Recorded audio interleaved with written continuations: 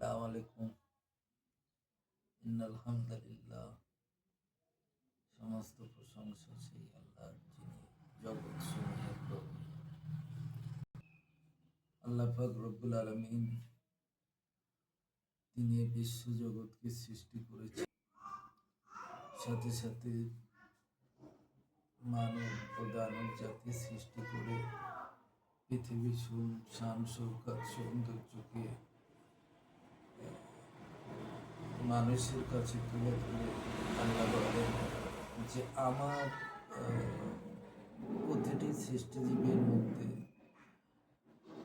আমি আল্লাহ আমার অস্তিত্ব আমি রেখেছি, যাতে মানুষ গবেষণা করে আল্লাহকে বিশ্বাস করে।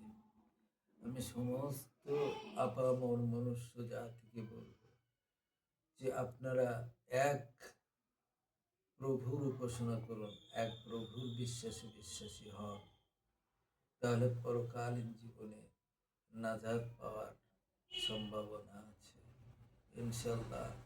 আল্লাহ রব্বুল আলামিন তিনি অত্যন্ত দয়ালু। আমরা সূরাতুল ফাতিহা, আল্লাহ পাকের যে নিদর্শন অস্তিত্ব, তিনি বলেন আলহামদুলিল্লাহ, সমস্ত প্রশংসা সেই আল্লাহ রব্বিল আলামিন, যিনি জগৎ সমূহের প্রভু। জগৎ সমূহ বলতে এখানে বলা হয়েছে ইহজগৎ, পরজগৎ, তারপরে আছে আসমান জমিন, এসবের মালিক। আসমান জমিনে যত সৃষ্টিজীব আছে সবের মালিক তিনি। সমস্ত কিয়ামতের দিন অনুষ্ঠিত হবে, তিনি বিচার করবেন, সবের মালিক তিনি। মালিক ইয়াউমিদ্দিন, বিচার দিবসের অধিপতি। ইয়্যাকা না'বুদু, আমরা এখানে ঘোষণা কি, হে মহান প্রভু, আমরা আপনার উপাসনা করি। ওয়া ইয়্যাকা নাস্তাঈন, এবং আপনার কাছে আমরা সাহায্য প্রার্থনা করি। ইহদিনাস সিরাতাল মুস্তাকিম, হে মহান প্রভু, আপনি আমাদিগকে দেখান সরল সোজা সঠিক পথ।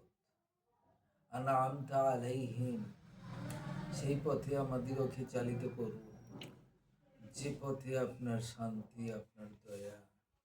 যাদের প্রতি আপনি দয়া বর্ষণ করেছেন তাদের সঙ্গে আমাদের পরিচালিত করুন, তাদের পথে আমাদিগকে পথ দেখান। গায়রিল মাগদুবি আলাইহিম ওয়ালাদ-দাল্লিন, আর যারা পথভ্রষ্ট, আর যারা ধ্বংসশীল, পথভ্রষ্ট, গোমরাহী, তাদের পথে আমাদিগকে পরিচালিত করবেন না। আল্লাহ পাকের প্রশংসা আমাদের প্রতিটি মুহূর্তে করতে হবে। এবং তিনি ঘোষণা দিয়ে বলেন যে যেমন ইহুদি নাসারা এরা পথভ্রষ্ট এবং এরা বিপদগামী, এদের হাত থেকে বাঁচার জন্য তিনি আমাদেরকে শিখিয়ে দিয়েছেন যারা পথভ্রষ্ট, যারা গোমরাহী, তাদের পথে যেন পরিচালিত না হই, না করি। এই জন্য এই কথাটা আমাদেরকে আল্লাহ তাআলা শিখিয়ে দিয়েছে। এজন্য